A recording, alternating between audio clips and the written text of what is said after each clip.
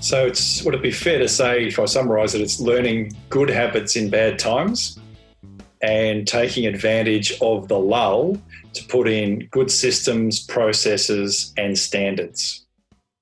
Absolutely. I wish I could have summarised it that easily. Right. It sounds well, it's a winning formula, because obviously you went from number 5 to number 1.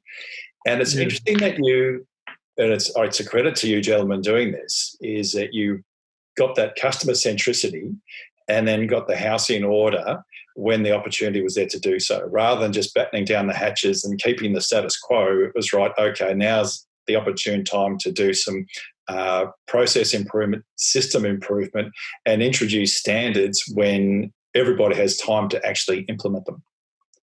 Yeah, and introducing them in a nice way, rather than dictating to the dealers that you will implement these standards or you're out. It was all linked into a very attractive variable margin program. I think they've become commonplace in the meantime, but I think we were one of the first to do it properly and do it in a way that was positively reinforced. And what was the impact on used cars post GFC? Did used cars go up in value, or were they sort of pushed aside, or did the volumes increase? Where were residuals? So what was happening in the used car business?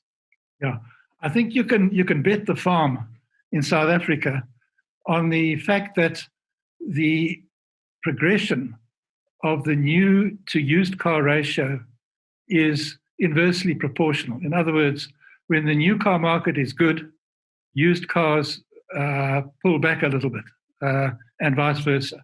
The minute the new car market gets tight, as it has been here for the last 2 or 3 years, despite the events of this year, which have just made it worse, the used car market has become extremely lucrative vis-a-vis the new car market. As Johan pointed out, all the franchise dealers in South Africa have active used car programs, manufacturer-backed programs. And we did a survey some years ago that showed used vehicles up to 5 years old that changed hands in South Africa. 1/3 of them changed hands through a franchised motor dealer. In other words, a new car franchised motor dealer. There's just no way on our size of market that we could sustain dealer networks with the kind of facilities that we are demanding of the dealers if they did not have a sustainable used car program. Resale values at the top end, unfortunately, have collapsed.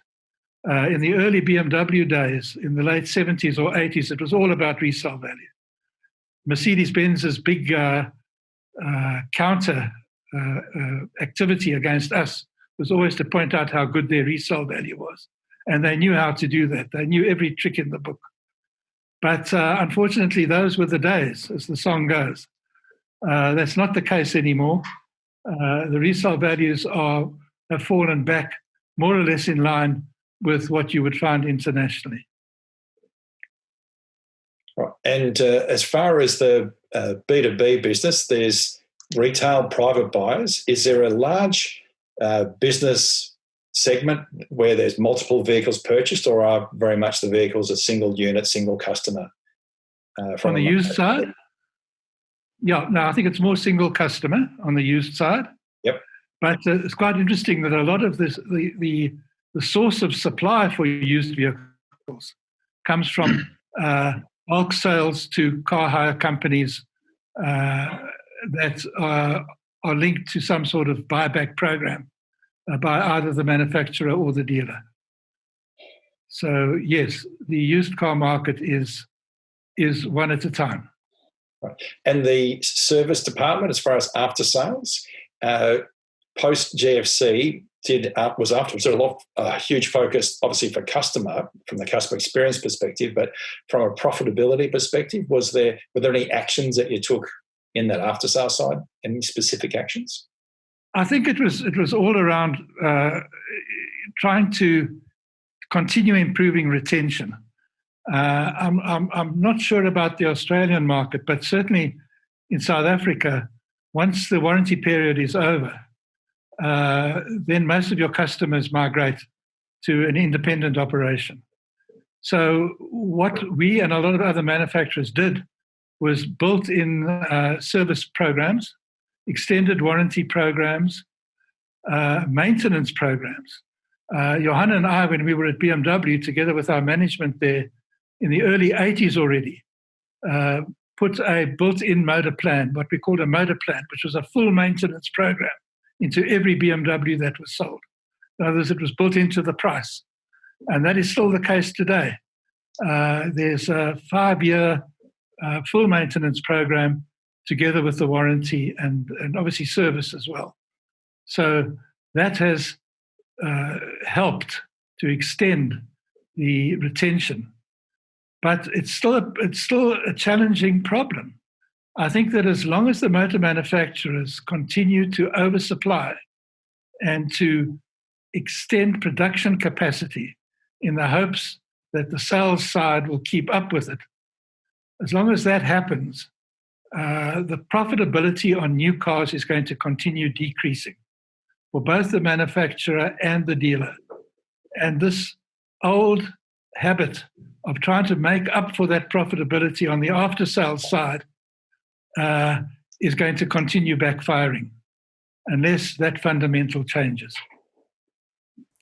John, what's your absorption level with dealers in it? Has that changed over the years? Or what do you consider good absorption now for dealers? Gee, Johan, remember we did that study for those Japanese consultants a few years ago. I can't remember the exact numbers, but the drop-off is huge. After the warranty period expires, the drop-off is more than 50%. And 2 or 3 years after that, it's almost down to 10 or 15%, almost down to the zero. But maybe Johan could comment. I think, John, a couple of things. One is that you'll always get the good dealers or the better dealers where the absorption is much higher, and in some cases maybe covers basically the overhead cost. And we've had some dealers like that in the past in this market, although it's become a lot more difficult to achieve that. So in addition to the warranty, which was to try and retain the customer, manufacturers and dealers alike have started introducing extended warranties to try and keep the customer within the dealer for longer. They've introduced maintenance plans, service plans, which normally run longer than the warranty, although warranties these days have been extended almost to 5, 6, 7 years in some cases. Whereas but in the olden days, we had a standard warranty of, let's say, 1 year. A very clever way of doing it was to extend or to add a service plan or a maintenance plan to the end of that. That way you kept the guy into the dealership. More recently, what you found is that manufacturers, because of the high cost of, let's say, parts, they've introduced a value part that they would supply to vehicles that is out of warranty in the hope to retain and to keep the customer, to come back to the dealership and to cover the cost. And I think the point that John made earlier on is the thing not to do is to think that you can cover the lost profit opportunity on new vehicles by just adding or increasing your warranty or your labor rate, your average labor rate in the workshop, in the hope that you can cover your overheads or your absorption by that way. So short answer to your question is yes, there is still a lot of good dealers which focus on the after-sales operations, both service and parts. But it's become more and more difficult because people move away, despite the implementation of extended warranties, extended service plans, and extended maintenance plans.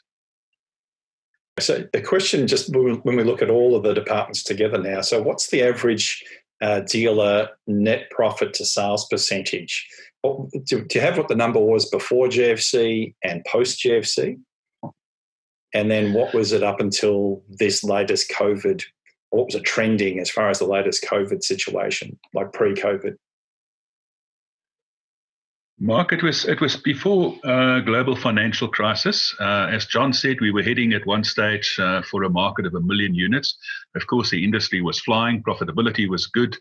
So it was probably approaching the 3% level. Wow. So say somewhere in the high 2% to 3%. That, of course, dropped significantly after the global financial crisis. But at the same token, something that we maybe did not mention earlier is the government introduced a new Credit Act in 2007. And that was to protect the consumer from reckless lending on behalf of the financial institutions. So the net result of that was that when the global financial crisis hit, the book, in other words, the customer profile that the banks held at the time in this market was very good. So we didn't have an extremely high fallout of bad debt or anything. It wasn't nowhere near to the same level as what it was globally. So generally the book was very good and the market could continue. So yes, of course the banks in South Africa cut back like everybody else, but John has already explained how we worked with the banks and with these finance houses to recover and to get back into the market. So it was, in a way, that was easier to get back into the market. So the recovery straight after the global financial crisis was relatively quick. And probably a year or so after that, we were selling an additional 100,000 units a year. So the market started recovering very nicely. And it built up probably back to the levels, let's say 2-3 years after the global financial crisis, to where it was before. But of course, the pressures always remain. And John also mentioned the fact that manufacturers keep on pushing volume, and by keep on pushing volume, you keep on increasing incentives, and it doesn't necessarily improve profitability either at the manufacturer level or at the dealer level. So that percentage was coming down, and probably just before the crisis, remember we moved into a technical recession in South Africa in the last quarter of last year. So our market was declining during 2019 anyway, before even the crisis that we are facing at the moment. So it probably came down to about 2%. So somewhere between 2.3 compared to the 2.8, 3%, maybe even some dealers a little bit up above 3% before the global financial crisis.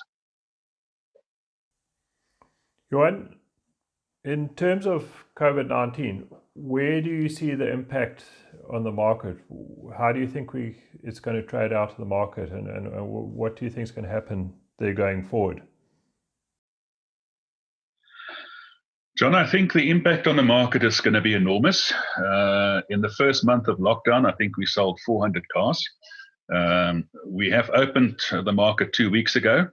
I don't think we're going to see any growth really this month. So I think the recovery is going to be very, very slow. So the impact on the market is going to be enormous. Of course, there's other factors that have started happening. Your model in Australia recently of Honda moving from being a distributor to an agent. We've seen that in our market with marques like Mercedes-Benz and BMW. So I think those trends will probably accelerate. You'll see some of those trends accelerating. Manufacturers will have different models going forward. And where those were happening in any event, and it was almost taking a natural course, it will probably accelerate now in markets like ours, in fact, in all markets. So I think the impact on the market, I think the impact on the industry, the impact on the people is going to be terrific. We still have a lot of contact with dealers that I speak to from time to time. The forecast in terms of franchise dealers that will close is in some cases as high as maybe 30%, and not now, not in the next week or two, but probably over the next 3 or 4 months. Because of the slow recovery of the market. So people might still hang in there, think that it will come right, and it won't.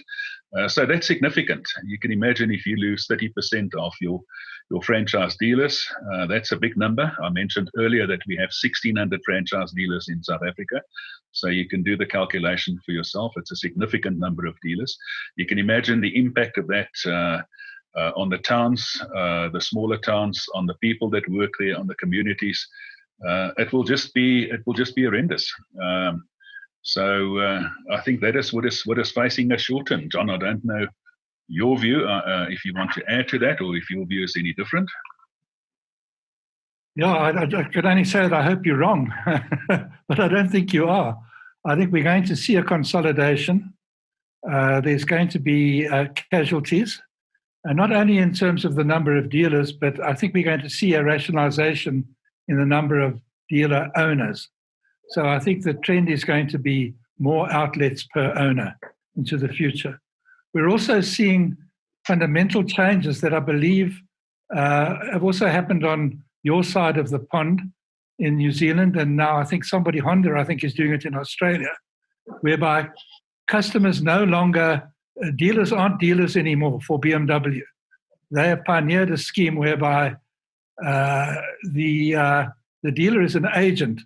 So they skirt the franchise legislation that the customer deals directly with the manufacturer.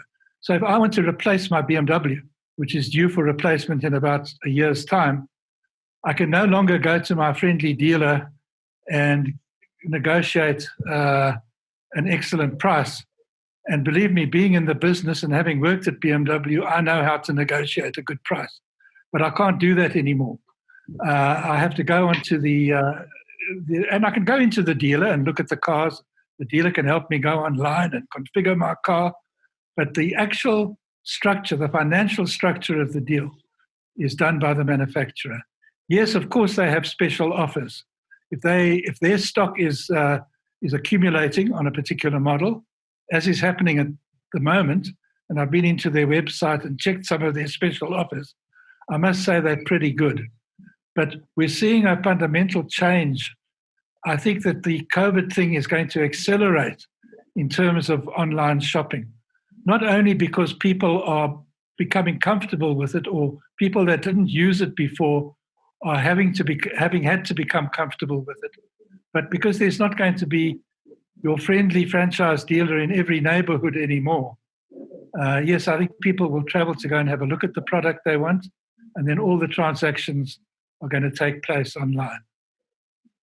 Now, gentlemen, I'm keen to get your feedback around that the agency model. How has it been received by the dealers when they've had that power taken away from them to do a deal? And also, how does it go as far as the manufacturer to move stock, given they've got to rely on a retail transaction? Yeah, my sense on the thing is that it was probably motivated by dealer pressure. I'm not sure that the dealers anticipated that their pressure would be affected in that manner. But I think their dealers were putting them under huge pressure because the dealers were losing money. They went through a rationalization program about a year ago where certain dealers were just phoned up and said, thanks, it was nice knowing you. Thank you for the new building you put up 2 years ago, but we would appreciate it if you used it for something else from now on. So they went through a rather draconian rationalization program, and that doesn't seem to have solved the problem of the dealer profitability. The guys were still, as I implied earlier, despite my negotiating ability, you didn't even have to negotiate. You just walked in and you just got an incredible price. So the dealers were putting BMW under huge pressure, and they then brought this model into being. I think there was a bit of initial negativity around it, but generally, I think the dealers that were truly concerned about profitability have seen that it is the right way to go. There will still be a role for them, a very strong role in terms of used cars, in terms of after sales, in terms of helping customers through the process. Also, once a vehicle is more than 6 months old, for example, say a dealer demonstrator, you can go and negotiate directly with the dealer. But certainly I think the front end of new car sales is going to be better controlled. I don't think it's necessarily going to lead to less discounts for the customers. It'll just be that discounts will be more intelligently deployed onto where there is overstock. Right. So the dealers they own the inventory of demonstrators? No, the manufacturer owns the inventory. So of demonstrators as well? Yeah. So the manufacturers own the inventory for, I know in the Mercedes-Benz model, which is slightly different, but has been going for some time now, the manufacturer owns the inventory for 90 days. But what was happening with the Mercedes-Benz one is that the minute the vehicle was 91 days old, it would find its way without number plates, brand new, on the floor of dealers in Durban. So they had to take measures to smooth that process out. I'm not sure of what BMW has done, but certainly for the inventory is initially owned by the factory, both demos and stock. And incentives for dealers to achieve targets, because there isn't that stock pressure anymore. How do the manufacturers incentivize the dealers to achieve a number? Well, look, the program that I've just mentioned now is really only been adopted by BMW and to some extent by Mercedes, but there'll always be pressure to sell. I mean, the dealer's role as an agent now, which is really just a legal framework, is still to sell vehicles. So I think the incentives are going to move from tactical incentives, in other words, getting a phone call today and saying that I was in a Mercedes-Benz dealer a few years ago doing consulting work, big dealer, and he got a phone call from the factory. It was in the end of a quarter. It was the 28th of March or 29th of March, and sales reporting was closing by close of business the following day. Mercedes-Benz offered him 30,000 Rand for every C-Class that he registered by close of business the next day. So I think that sort of nonsense is going to hopefully be curtailed. But I think the incentives are going to be more structural. In other words, proper variable margin programs for achievement over a quarter or 6 monthly or annual period. An ongoing structural program that will be changed according to the supply and demand situation, but less of this tactical knee-jerk stuff. Johan, to ask you, we've spoken about this huge number of dealers that are going to settle out of the market, up to 30%. What are the 2 or 3 things that you would advise dealers to really look at now to try and survive this period? John, yes, I think the longer the lockdown, and as I mentioned earlier, we've already moved down to one level down, and at the end of the month, we'll move to another level.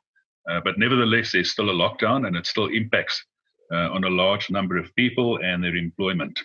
So I think fundamentally what we're saying is that the number of lockdown days will have a direct correlation to the number of dealers and the number of staff in those dealerships and within the industry and support services that will be impacted by this. So if you ask, how does one overcome? What does one do? How do you do things differently? I think John has answered a few of those points. I think going back a step to what we said earlier, what were some of the successes in the old automakers at the time?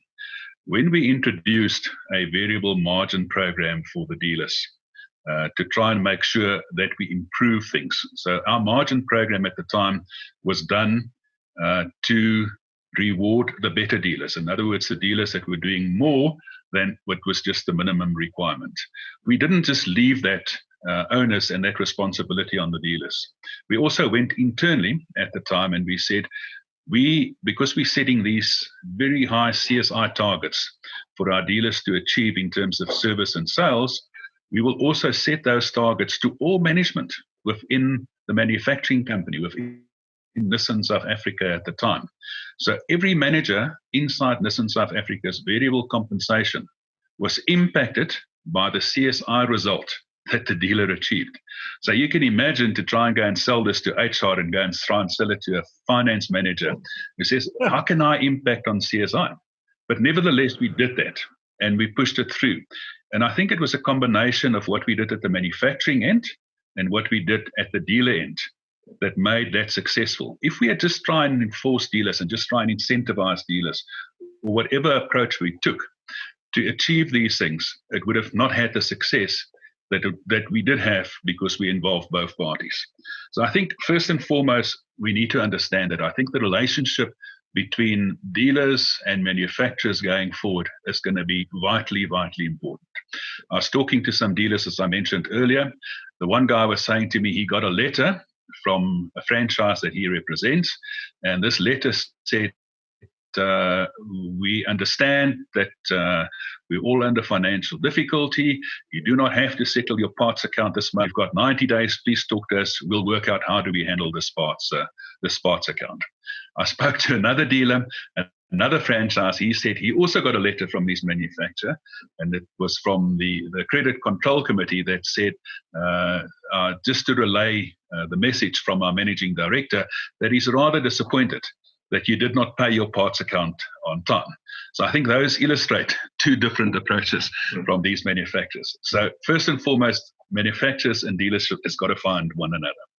I think the second thing that you've got to do is you've got to make very sure that where you have a customer today, you look after that customer more than ever before. It's not a cliche.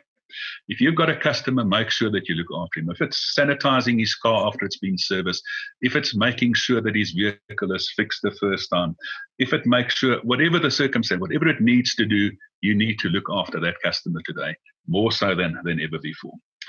If we then get to the business side of things, I think first and foremost, liquidity.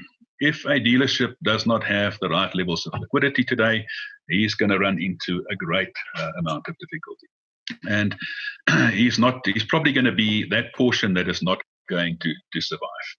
At the same token, you've also obviously got to look after your balance sheet. At the same token, you've obviously also got to look after your income statement. But you can't save yourself out of trouble. So you can't keep on just saving, cutting back. You've also got to do certain things. So where you have money, make sure that you spend that money on the right things. Make sure that you give the customer value added. Make sure that the customer's vehicle is fixed the first time round. Make sure that he doesn't have to come back to you. These are the things I think that are vitally essential. And then, of course, your own staff. You've got to look after your own staff during this time. Obviously, there's going to be casualties in this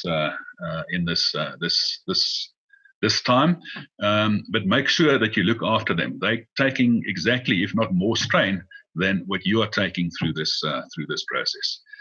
So I think, yes, it's doing all the basics right, but doing it much better than what we've done in the past. It's making sure, I think the guys that will come out of it quicker, that will come out of it faster, will be those guys where there's the right working relationship, the right level of support between dealers and manufacturers, where your balance sheet is right, you're looking after your balance sheet, your income statement, you look after that. But as I said, you can't save yourself out of trouble. You're still going to have to spend some money, and you must just make sure that you spend that money on the right place. And by all means, most important is your customer. If you lose that customer today, there ain't that many other customers that you can find. So you've got to look after your customers that you've got. So I think, John, that would be my view. That would be, I think, the thing to do. Nobody is in this alone. Everybody is going to be affected by it one way or the other, whether it's directly, indirectly, whether it's through your health, whether it's a financial impact, whether it's an impact on a family member, a friend. Everybody is going to be impacted by the situation. I don't know, John, if you want to add anything to that. I think just on a somewhat amusing note, I think the point you made about the integration of management in all divisions into a program, like, for example, our variable margin program, which was really directed towards improving customer satisfaction more than anything else. And I'll be talking about 2002, 2003.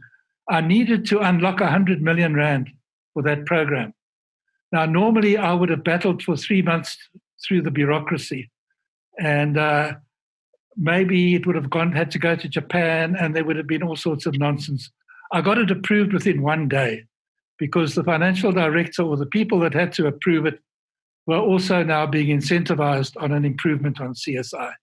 And I think that is an example of what happens when you do the kind of things that Johan has summarized so well in the last 5 minutes.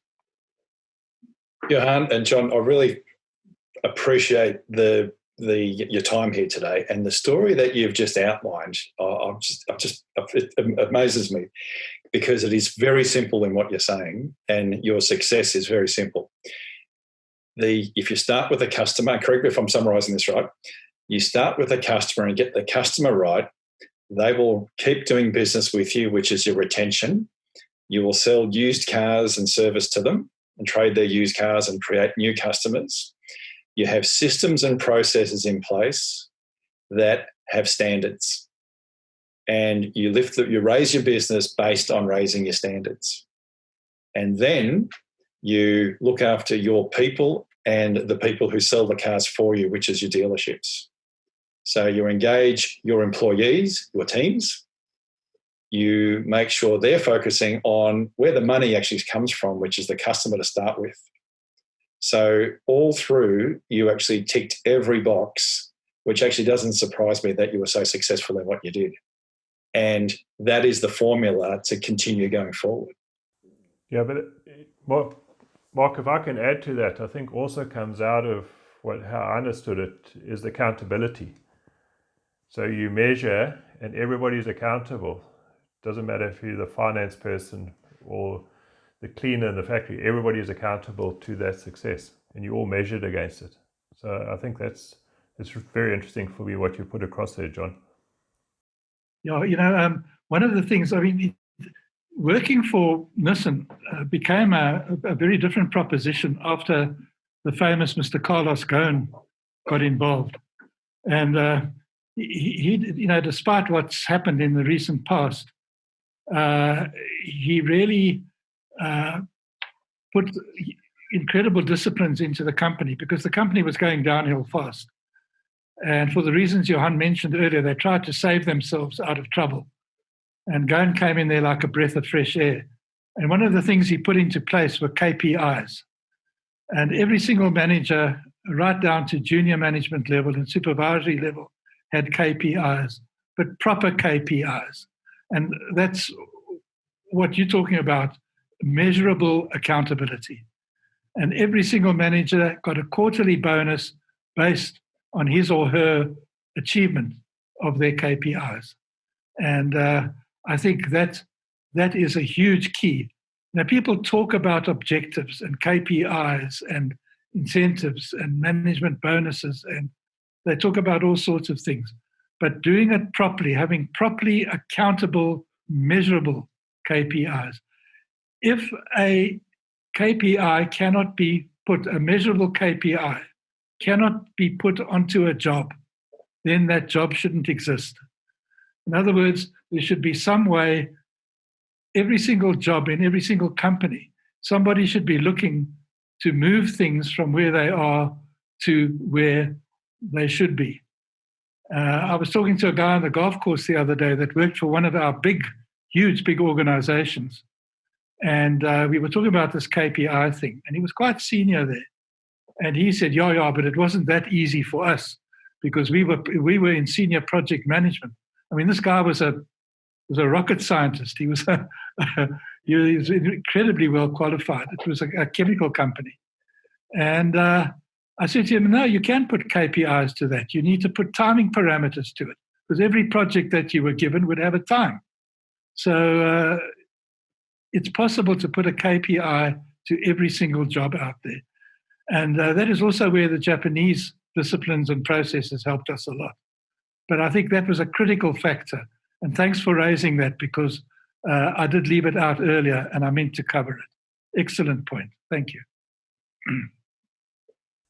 Okay, I think we've come to the end of all the questions. So, Johan, John, thanks very much for a very interesting discussion. I think it's been fascinating for me. Even though I worked in the South African market for a while, it's been a long time since I've been there. So it's been really interesting to see what's happening. And also the second part is how our market, in a way, is different, but in a way is very similar. The challenges you're facing is very similar to the challenges we're facing. And I think a lot of those points have come out tonight of what we can take and maybe apply in the Australian market. So thanks very much for your time. We really appreciated it. and it's been great having you on the show. So. Thank you very much. Wonderful. We enjoyed it as well. Yes. Mark, do you want to add anything? Super impressive, and thank you. No, there is no surprises. This is my first meeting with the both of you gentlemen. No surprises that you've achieved what you've achieved.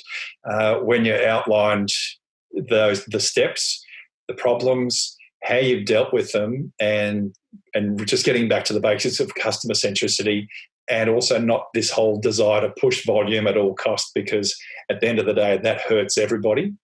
Hurts the dealers, hurts the customers from a resale value perspective.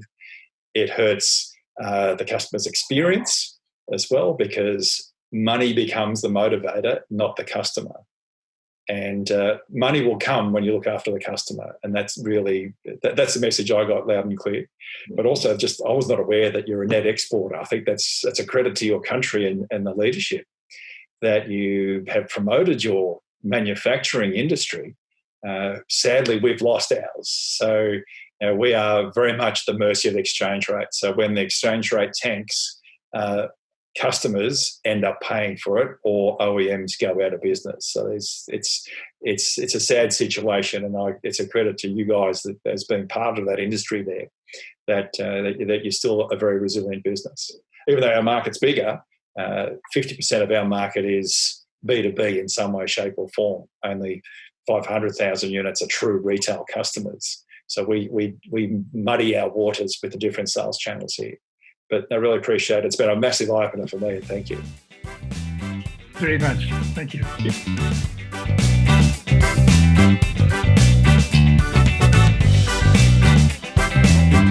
me, that was quite an interesting session.